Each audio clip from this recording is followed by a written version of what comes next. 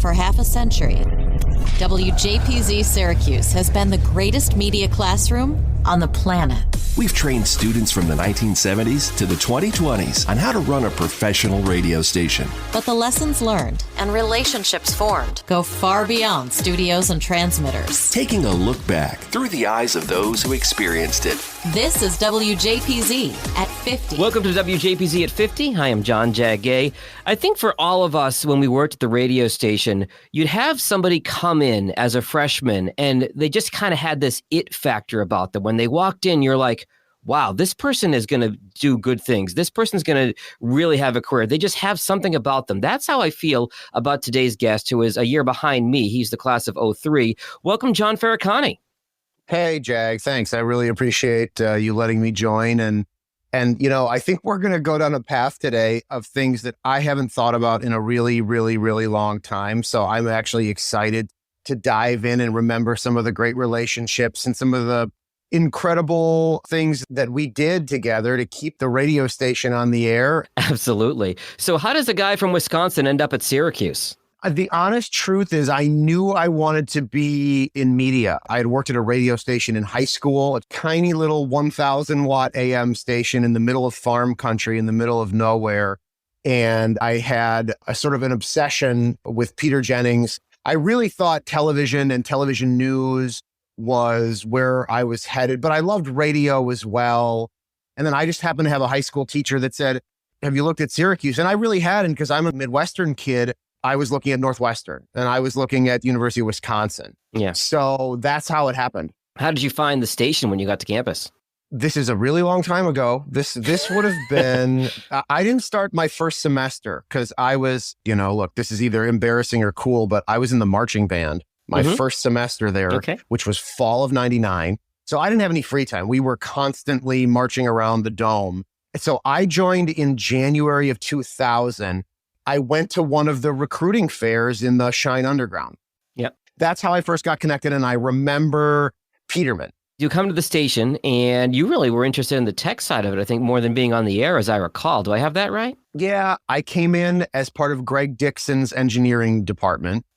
And at that time, there was no money and there was no equipment and there was not much that could be done, except we had a bottle of rubbing alcohol and a bag of Q-tips. Yep. Every other week or once a month, I don't remember, we would literally pull the cart machines and clean all the, you know, the shrapnel of magnetic tape. And you know, there are lots of people listening to this, like in school right now, who have absolutely no idea what I'm talking about right now.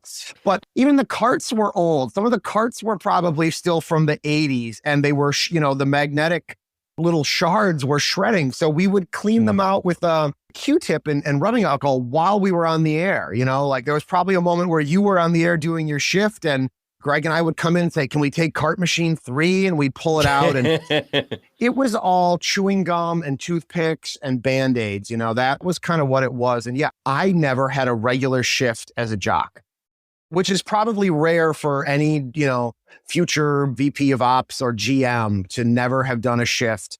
I just got so interested in, at that moment, keeping the station on the air. We owed $50,000 to a law firm. We had FCC problems. We had, like, the microphones were falling apart and duct taped. The Wheatstone boards were falling apart. You know, recruiting. Like, we had so many other problems at that point. I had been a DJ in high school. That wasn't the thing that was really interesting to me at that point. So yeah, I never had a regular shift. What I love about the podcast here is that we're not talking to people who are on air. We're talking to you who did all different things at the radio station. So like you said, toothpicks and bubble gum and duct tape in that final year in the Watson studio there in 99, 2000. And then it really hit the fan in 2000, 2001, when we were temporarily relocated to a house on Ostrom Avenue while they built us a brand new studio. This is probably a long loaded question, but take me through that process as best you can remember. Right. So Watson was a dump. Yep. You know, the carpeting was ripped up. The walls had, 20 layers of paint on them. Everything was crumbling. I feel like the ceiling tiles were falling apart. It was a tiny little space. It was a small studio and an even smaller production studio. and one tiny little office that I remember Matt sitting in that he could barely turn around in. And that's about it. And just a hallway of dumping ground. And so we needed to get out of there. And I think the university recognized that whole area, which included UUTV at the time, and, the dark rooms and whatever. It needed to be gutted. And I think that the folks at the dark rooms got a grant and they gutted the whole thing and built a terrific new facility, I think most of which is still there now. But they needed to get us out of there so we could operate from someplace for a year, I guess.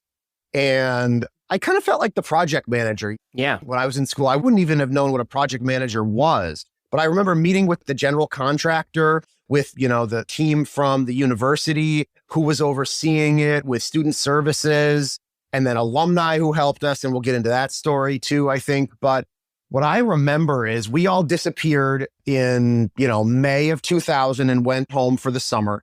And the engineers from WAER moved us over. They essentially shut us down for a day or two and picked up the Wheatstone boards that were practically falling apart. Yep. And I remember, I think you'll remember this, we had one Sennheiser studio quality microphone and the windscreens were popping off. And I think there was electrical tape around it. And you'll remember the story. I'm not going to say the name, but somebody got a bloody nose that bled all over that microphone. That is in a previous episode of this podcast. You can go back to the September 11th episode. We ended on a lighter note where Peterman told the story of Bossy bleeding all over the microphone screen. Right. He was doing a sportscast or something. And yep. Anyway, we had the CD players were falling apart and nothing really worked. And so they picked up the crap that we had and moved it to this, I don't know, I would call it a shithole house on Ostrom Avenue. There were a couple sororities there, and then the university, I think, had bought up all these, probably 100-year-old homes. And I want to say Daily Orange was a couple doors down, maybe? Right. Yeah, exactly. And they had university offices in them, and most of them they gutted, and the philosophy department offices were there. And a lot of them could have been beautiful old homes, but this one was not. This one had a couple of disgusting bathrooms, hadn't been painted in years. The studios were in bedrooms upstairs. They cut a hole in the wall between two of the upstairs bedrooms, which was where the production studio and the on-air studio were, and put a piece of plexi in there. So, they didn't consult any of the students about what we needed. They just threw it in there because they knew it was temporary. And this is a crazy story, but I remember Jana made me cookies because she said, the radio station had a terrible buzz on one of the channels. Yes. The right channel sounded fine and the left channel was, there was a hum underneath it, which, to any normal person would make the radio station completely unlistenable. It would have sounded terrible, but I think we were all listening and dealing with it because we thought, how are we going to fix this? So I went and found the engineer at WAER, Nick, and built a relationship with him. And, was it the connection at the Mount? Was it the connection at Ostrom? Was it something in between? And I somehow convinced him to go figure it out because I couldn't have access to these areas and he had it. Yeah. Well, it turns out a manhole had filled with water. Oh my God, that's right. There was water tripping out one of the circuits that created buzz. So they pumped that out. And then so Jana made me cookies because I solved it. In that strange year, to just give you an idea of the hierarchy of the staff, so you were the chief engineer, I was VP of Ops because nobody else was going to do it, and Jana was the program director. So she was like, nobody's listening to my radio station because there's a terrible buzz on the right channel. Who can fix this? So I went and fixed it. Mm-hmm. But that was just a symptom of the fact that the radio station had no money. It hadn't had any investment in any equipment in, I want to say, decades, probably. By that point, this is fall of 2000 when we're all back from the summer and we're all just getting back to the fall. And we're like, oh, wow, we're in a new place. And the equipment's just as bad and the environment is even worse. And, you're trying to recruit people. Yeah. To this dumpster fire of a place that's literally, it shouldn't even be on the air. It was so bad. Remember, the CD players would skip, the CD carts would get jammed in the machines. There was nothing computerized. There was no automation. There was no playlist. Any spots we were running, spots, I don't even know how we were editing them and then transferring them to a cart. There was nothing. So, as is the case with many times in the history of the radio station, we relied on alumni for some help. We got to this place, and tell us how we ended up getting some equipment improvements. The thing should not have been on the air because it was technically such a mess. And as part of that, move to Ostrom, there was a little bit of a Christmas present. We came back to these terrible, terrible situations as far as the buzz and, a bloody broken microphone and CD players that skipped. But we also had an alum. It was Dave Gorab, who was working at Sony Radio Networks at the time. And they had just gutted everything in New York and they were modernizing. And he sent us 3 gigantic Arrakis Systems consoles and 2 500 disc changers and some new CD players and maybe some new cart machines and mini disc recorders and players. So something that probably cost hundreds of thousands of dollars initially and probably didn't have much value to a massive radio network, but was very valuable to us. However, it was I think Dave drove up a van in the middle of the night and dumped it in one of the spare rooms in the house and then was like, you guys figure it out because I'm not a tech guy either. Right. So I remember walking in and I'm like, oh, there's this new stuff. Well, okay, the CD players can go in quickly. Well, we can put the CD players in. We plug this and we plug that. And I'm not an engineer. I'm not really Could have had me fooled. I figured it out.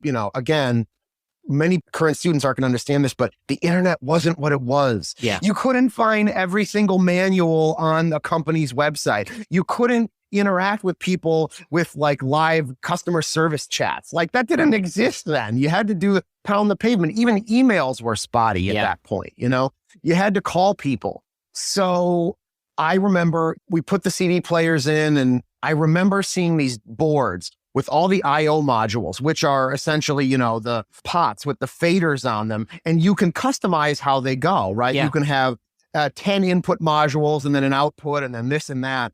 And Rob Crandall and I, he was a freshman at the time, and he had a very good tech mind. Yeah. He was in Newhouse like I was, but he was a step ahead of me as far as tech went. And the two of us called Arrakis and found somebody who would befriend us and the whole, hey, we're these college students story in Colorado. It was a ragtag bunch of, yeah. He faxed me a few pages of the manual of this thing that was, even at that point, was still probably 8 or 10 years old, And Rob and I figured out how to put the boards together and figured out how to wire them. And we pulled out the Wheatstone boards that were on their last legs. Rats had chewed on the power cords for those things, So we put these newer boards in, and, we shut the station off for a night and switched from one to the other. And this is late fall, John? Late fall or winter, something like that. And then we brought in the mini discs. We got rid of the cart machines and all production record went to the mini discs. And then we played out spots on mini discs. Sponsorships. Yeah, exactly. Sponsorships. Thank you. So we replaced the backup studio, the production studio. And then I think we did the on-air studio. And I remember we were halfway through it all. And, this is kids being driven by Dunkin' Donuts. Yeah. And we didn't know what we were doing. Many people listening to this will understand what out of phase is, right? But many won't. So I didn't know what it was at that point. I should have known what it was if I'm rewiring a whole radio station. But the founder of the radio station, Craig Fox, owned the Radio Disney station in Syracuse at the time and had lived there for a long time and was a loyal listener. The phone rang when I was in the process of rewiring this and he says, you're out of phase. And I'm like, who is this? What are you talking about? What does that mean? Because I didn't know. He talked me through what to do to fix it. We fixed it. And, still in less than stellar physical space in this house, we finally got back to the point of, okay, we can operate. Yeah. CD players work. We can create sponsorships and play them back on mini discs. I still did get calls about the mini disc jamming in the machines on my cell phone in the middle of the night when I was living in Lawrenson that year. I do remember that. But we got back to the point of okay, the place can operate. Yeah. We're going to survive. We don't have a terrible buzz and, long gaps in programming because the equipment is just so bad. We weren't losing their station under bridges like it was on AM anymore. Remember, that was a problem at one point too. Yep. And I do remember stuff actually working, being there over winter break that year, that 2000-2001 winter break, because we split it, I remember, 3 ways. Where we had Paul Chambers took the first third of the break. He was our GM at the time. I took the middle of the break because, hey, let the Jewish kid work on Christmas. And then Brett Bossy kind of ran the station the third of the break. And we kind of ran these high school kids ragged, trying to keep the station on the air. And I remember one of the early days of automation at the radio station, I got my hands on a 5-disc CD player and I burned 5 60-minute CDs with a legal ID at the beginning of each one, so we could rotate our 5-hour overnight shift, even if every hour is. And then I remember I was down a CD because of the CDs I burned. I realized I used the album cut, not the radio edit of Eminem's Stan with all the swears in it. So I had to pull that CD out of the rotation. So we were, like you said, duct tape and bubble gum. But then we got back in the spring. We were back to our full staff and we kept the thing going. Yeah. I know that there were glory days of the radio station that, people were beating down the door to come in and they were giving away cars and they had amazing promotions team. And there was zero problem staffing the radio station around the clock. In fact, there were probably people competitively fighting over the overnight shift. Right. And that was, late 80s, early 90s. This was a different time period. It was just a different world. And, the facilities were a dumpster fire. So recruiting was harder. Interest in the radio station was different. We were doing what we could at the time to get by because I think interest level in the radio station and technology and the internet, so many things had changed between the late 80s, early 90s time period, which I think anybody would agree was the pinnacle of the radio station. Right. Versus when you and I were there. Which is what's kind of cool about doing the podcast is we were kind of highlighting all these different eras of the station. 1 year they were giving away cars at the New York State Fair. The next year we're on a 5-disc changer overnight and, swapping out bloody microphones and cart decks for mini disc players and donated equipment from Dave Gorab over at Sony. Yes, but let me interrupt you there because the point here that I want to make is that it's still evidence that it's the greatest media classroom in the world because it's not just the on-air product media classroom, or it's not just the promotional media classroom. It's engineering, it's operations, it's leadership, it's recruitment, it's solving problems, right? Like I've had a lot of jobs and worked all over the country. And I will absolutely tell you that the things that I learned at WJPZ, like make a to-do list of all the problems that we had when I walked in there. Yeah. And you were a big part of it, and Peterman and Matt Del Signore, and I could go on and on and on about how many people roll up their sleeves and put their brain power together. The station shouldn't have been on the air, and the station shouldn't have even existed in that time frame of, 2000, 2001. But we figured it out and became problem solvers and made it continue to exist. Technically, operationally, we adjusted to technology. We needed to be putting in computer systems that could play music, just to educate people who wanted to go into radio, who were going to work at Clear Channel or Citadel or whatever at that time. They needed to understand how the basics of automation work. And we saved the radio station from going under. We saved the radio station from the university taking it over. We saved the radio station from the FCC probably pulling the license, from lawsuits for not operating properly. All those things were in play at that time. And I learned an ungodly amount about how to solve problems and how to bring people together, people who know nothing and have just enthusiasm and interest. And that would describe me. I knew nothing. I was on the phone with lawyers and pulling FCC documents. I don't know anything about that. You didn't either. Right. Neither did Peterman. And we kept the thing going, so we're still having the conversation today about its future and its history and how it's servicing Syracuse University students right now. I should mention as an aside, and talking to alumni from the 2010s decade, the next time they revamped the studio, they actually put them on out of voice-tracked studios in Newhouse. I think there was a lesson learned of don't put them in a house off campus because that's not going to serve the station well. But same thing, history kind of repeating itself. They were in voice-tracked in studios in Newhouse. They had a skeleton crew by the time they came back to their new station. They had to start recruiting all over again because they had a skeleton crew that didn't have like a home and a radio station. Yep. So we get to what was my senior year, your junior year. We get to our new Menchel Media Center. Yep. And it was like Christmas because we had like new state-of-the-art stuff. At that point, it was because we had a stunning space. We had a production office. We had, a GM office. There was storage space. We had a beautiful, huge studio. We had a production studio. Everything was pristine. And literally pristine. I remember the soundproofing on the walls was this crystal, beautiful white. And it didn't last that long. It got very dirty and ripped up, but it looked beautiful and we could recruit, and we had like bumper recruitment classes.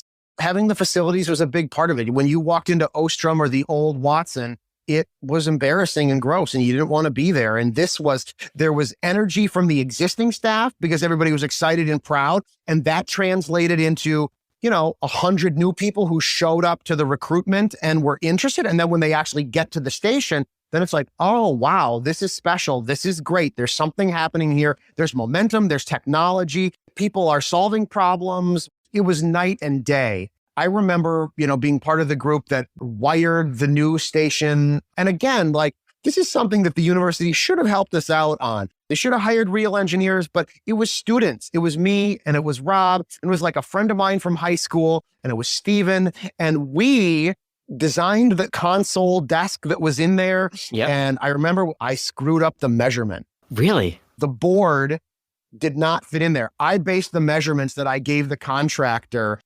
on a manual, and the actual board was different because the meter bridge was different. So it was 6 or 8 inches off or something.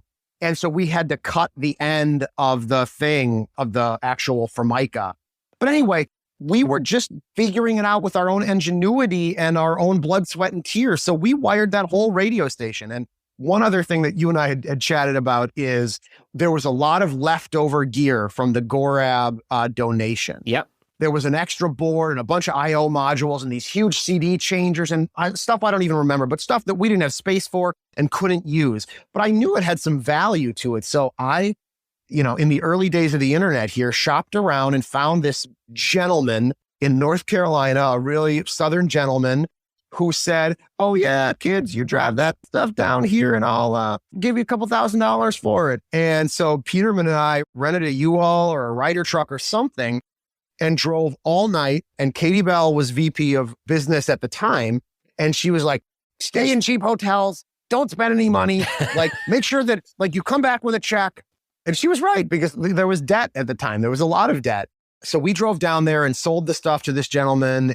And we ended up secretly, I think, spending all the money with trade. So we came back with a new set of Electro Voice studio monitors and 2 or 3, Shure studio microphones. But it was stuff that we desperately needed. So that key donation and the ingenuity and just the work ethic of me and a team of others kind of getting it in place and figuring it out and then selling the rest and buying other new equipment that we needed desperately at the time.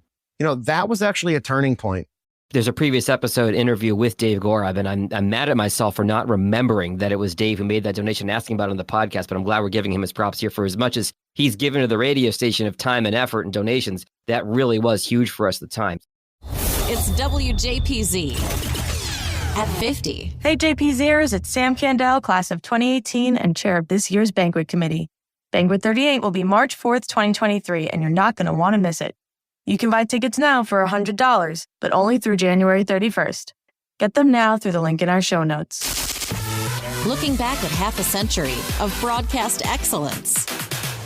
This is WJPZ at 50.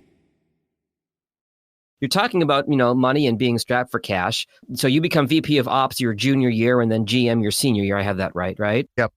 And a decision that I think was controversial at the time, but needed to be done in retrospect was sort of a two-part of it. We ended up taking the radio station off the air summer of 2002, which was right before your senior year. I had just graduated, and then making the decision to go back to university funding, which had been done in previous iterations of the station many years ago, but realizing that to keep this thing going, so we weren't duct tape and bubblegumming everything, we actually needed university funding. Talk to me about that decision. Well, I think anybody who's worked anywhere in this business and radio and television and whatever it is, in any business really, gear has a life, you have to replace it. You have to have a capital expenditure plan to replace your boards and everything.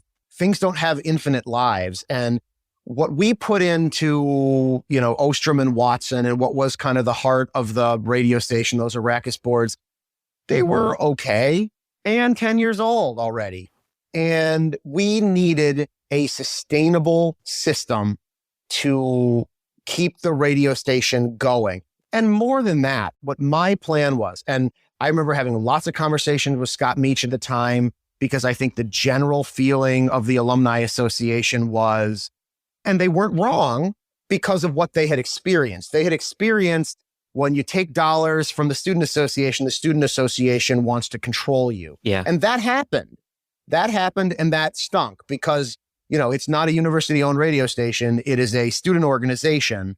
But again, the university, the student body, everybody was at a different time. Technology, it was all at a different time. Mm-hmm. And I was pretty confident after having conversations with the VP of Student Affairs and even the Dean of Students I remember talking to, and the head of the student organization, that that's not what they wanted to do. They did not want to control us. So I vetted that because Scott and I and many other alums had other conversations. And my goal wasn't to just keep the radio station on the air and get a couple bucks. Like I didn't want 20 grand to replace this widget and replace that thing and whatever. And what we did was we shot for the moon. And I think we asked for like $300,000, 20 years ago. And we got most of it. And that allowed the station to flourish. I mean, we replaced the boards with state-of-the-art brand new boards that you would find at Z100. Mm-hmm. We put in a real computer system where you could play your music and all your spots from a computer. I'm not going to say the word automation. Replace the microphones. We put in better studio monitors. Like we gave the sports department a fighting chance. They had a 25-year-old Comrec system that worked over telephone lines. We bought them a system that allowed it to transmit high quality audio over IP over a phone line. Survival of the radio station, it was going to get figured out, right? I was there at a pivotal moment, but I guarantee you if it hadn't been me, it would have been somebody else, just because that's the way the place has operated since the early 70s. What I wanted to do, and what I was pretty confident the university wasn't going to take over any editorial control, creative control.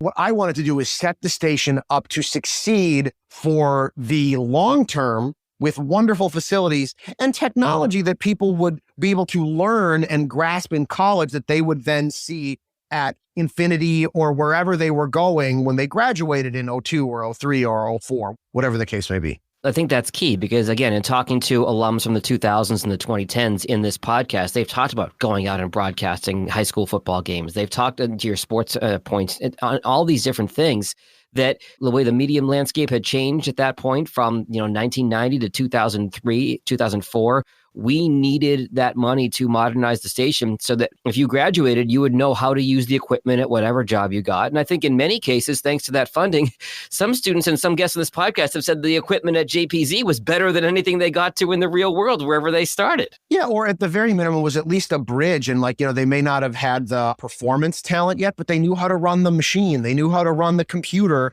And that was a shoe-in where they we're a Clear Channel in some small market said, hey, come work here because you've used this before. Yeah. And look, I know that there are probably still, alums who predate me who, think negatively on our decision to go back and ask the Student Association for funding. But I think we went to them in 02 because here's the funny thing. I wrote the proposal. I came up with the budget. And this was, I think, spring of 03. And we put it through and I got it approved. And then I graduated. Right. So none of the fun part of putting all that shit in service and, seeing the place go from like a broken down Yugo to, a Ferrari, an okay Ford Taurus to a Ferrari. I never got to experience that. But I know a lot of alums have, mixed feelings about that. But I think it was the right decision. And we started implementing in 03. And you and I are sitting here having this podcast conversation in 2022. So by my count, that's 19 years. I don't think there's been a problem. I don't think there's been a point where anybody's ever said, knock, knock, knock. Hey, you can't have this person on here. You can't run that song. You can't do this kind of programming. You can't do this. And I think that's a credit to the university, too, when they realized that having a state-of-the-art WJPZ could be a great recruiting tool for high schoolers who come and see this radio station. You and I both know that in every recruiting brochure of Newhouse and Syracuse University, we have 2 or 3 campus radio stations, WAER, WJPZ. They use it to market and recruit. And it was a dumpster fire, and they did nothing about it until we kind of rattled the cages. And I will say, you're right. It was a credit to the university. A bunch of people's names, so I don't remember, but Chuck, I think Maryhugh ran student affairs at the time, and he was a good partner. There were people who recognized that it can't just be a regular old student organization because there's an FCC license. Yeah. It's not the same as, whatever else, whatever dance troupe or you name it. You pick whatever the other intramural sport or whatever. Yeah. It's not the same. There's a federal license, so it's a little different. And when you're going to use it to recruit, you've got to put a little bit of focus on it and energy into it. But I agree with you. They stepped in and helped us out, and they worked with me, and we fixed all the legal debt that we had and fixed a bunch of stuff, but then left it alone. You referenced earlier, John, the lessons you learned and how it applied throughout your career. Take me through your career after JPZ, because you've had a heck of a run. You've produced television in major markets. You worked the network level. You've got a bunch of projects since. Take me through your journey since Syracuse. The beginning of my career and JPZ kind of intertwined. My senior year when I was GM, I was also producing newscasts at Channel 3. Mm-hmm. I produced the 6 and 11 o'clock newscasts on Saturday and Sunday at the NBC station in Syracuse. I was very lucky to do it. And so by the time I graduated in May of 2003, I had a year's producing experience under my belt in Market 80. And I remember that time. That was a crazy time. I knew that I would have 0 days off. I worked over the weekend, and I had meetings at the radio station all day Friday. And I think our senior staff meetings were like Tuesday or Wednesday night, and between school and it was a crazy, crazy year. But I think it set me up to succeed as far as career goes. And it also taught me work ethic. If you want to get ahead, if you want to get promoted, make more money, be able to be involved in bigger, better projects, you have to sacrifice and you have to work hard. Yeah. That's the one thing that I would really like to tell people who are younger, who I'm hiring now and working now, and those who are in school. So I worked in Syracuse, then I jumped to a Hearst station in South Carolina for about a year. Then I jumped to WDIV in Detroit, which I spent a very long time there, almost 8 years working there. I know you're in Detroit. And I think we just missed overlapping, actually. I left in early 2011. You and I have a lot of love for Southeast Michigan and Metro Detroit, and I love going back there. That was where I learned to really do TV. I learned how to interact with really fabulous talent. I produced the morning show, then I was consumer investigative producer, then I was the EP of the morning show. And that was where I also first learned, I learned live television as a producer there. I learned investigative, I learned storytelling, and I learned leadership. At 28 or something, I was running a morning show in Market 10 at a really strong station. Yeah. And then I decided I was 30 years old and needed to get out of the cold weather. So I moved to Miami.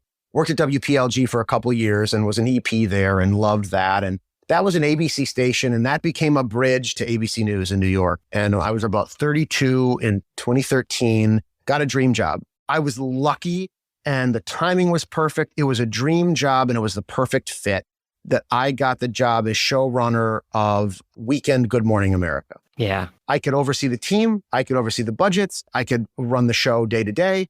And it was a big enough role that it was a major challenge, and I had autonomy, but it wasn't so big that it was too much for me. It was right on that line. Okay.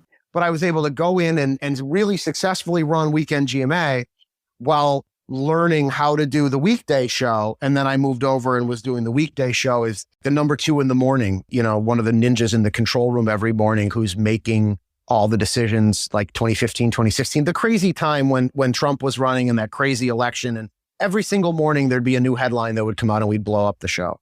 So I learned a ton there. At ABC News, everybody is the cream of the crop. Yeah. Everybody has an Ivy League degree. Everybody's traveled the world. Everybody will put their personal life to the side and work to make the product better. It was an inspiring way to, work with George Stephanopoulos and David Muir and a lot of the just unbelievable journalists and leaders there. I met my wife there. And we decided after 5 years of it to walk away and decompress and take some time off. So we lived out of suitcases for about a year and hiked in Montana and Wyoming and Big Sur, California, and spent some time in Hawaii and went to Mexico and reconnected with family that we'd ignored for, the 5 years we've been at ABC. And then decided we're going to move to California and, spend some time in San Francisco and landed in Los Angeles. And I was, again, I think my relationships, and I'm saying this not to toot my own horn, I'm saying this hopefully for, young people who are listening. My relationships and my work ethic helped me reinvent from news into entertainment. And that doesn't happen that much. I think the West Coast entertainment producers and leadership and, that whole Hollywood thing doesn't necessarily understand news in New York and how that works, Right. Certainly not on the scripted side. I was always on the unscripted alternative side, but did a show for Fox Entertainment and then did another one and another one and another one and did a project for Vice and did a project for YouTube Originals. And just through relationships and, having good conversations, one thing led to another and was building a decent book of work there in LA. My wife lives in LA. I still have a home in LA, but about a year and a half ago, another old relationship came to me and said, "Hey, I just got a job building News Nation in Chicago. We're turning this old cable channel, WGN America, which now runs reruns of Tim Allen and Tom Selleck. We're peeling away the syndication and we're turning it into all news because the world needs an unbiased news source. CNN and MSNBC are this and Newsmax and Fox and whatever are on the other side. And the world needs a non-combative, non-partisan, hey, let's just stick to the facts kind of a thing." I joined him last summer of 2021, thinking that I was going to help launch a morning show because they had some programming in the evening and they had nothing in the morning or during the day at the time. And so, I'm a Midwestern kid. My wife is from Chicago. I thought, I'll spend 3-4 months in Chicago, staff this thing up, build it up, and then, make my way back to the sunshine of Los Angeles. And to be honest with you, the project of building and creating, hire a talent, hire an EP, work with them, build the staff, create the graphics package, figure out the rehearsal schedule and how we put this thing on. What's the format? What's the brand? How do we do this and that? How do we market it? Rinse and repeat every 3 or 4 months. It became too attractive. It became too interesting. It was a no-brainer fit for both me and Nexstar. So I'm really appreciative that Nexstar is letting me, partner with them and do this. We're part of the way there. We're hiring. So either kids in school now or any alums at any point. I'm looking for people in New York and Washington and Chicago and our bureaus around the country, big thinkers and people who want to work hard. You've hired JPZ alumni in previous roles. Oh, no doubt. In Detroit, in Miami, in New York, at ABC. Absolutely. No doubt. I have nothing but really, really positive feelings about WJPZ. I've given back a little bit. I need to do more. I need to come back more. I need to be more available. Please come back to the banquet. It's really about the interaction with students and how I can help them. So I hopefully current students will listen to this and maybe take a little grain of something that I did and realize I'm not going to do it that way, or I am going to do it that way. I need to figure out how to get more involved and get back into it. Are you comfortable sharing any contact information for folks to reach out to you if you're hiring? Yeah, for sure. My email address is jferracane@nexstar.tv. Nexstar has only one T, NEXSTAR.tv. And we'll link that in the show notes. Yeah, I'm happy to jump on the phone with people. I'm happy to take resumes and have conversations. A lot of it, I'll probably ship you off to the right department, but I would really, really love to get back and more engaged in Z89. And I feel deeply about preserving it and making sure that it's, at its fighting weight for the future so it can do what it did for you and for me and for all these other, names that we've talked about who it's launched careers. It absolutely, helped launch my career and put me in a way better place at every moment of critical thinking. Since you bring it back to WJPZ, last question for you, a two-part question. Are there relationships from the station that folks you still stay in touch with? And if you can think of one, give me a funny story from behind the scenes at your time at the station. I think Josh is probably my closest at the moment, Josh Wolf. Yep. But, Jana Fiorello's been a good friend, and Matt Del Signore. We had a few great dinners when we were living in San Francisco because he's there. And I feel like I could pick up the phone and call Peterman at any point. And honestly, Scott Meach is somebody who I consider to be somebody who was foundational in teaching me stuff. He and I butted heads when I was GM and he was president of the Alumni Association. But I feel like the two of us came together at a time when he was building the Alumni Association into something. Yes. It was a drinking club for a long time. And Scott did fundraising and smart financial investing.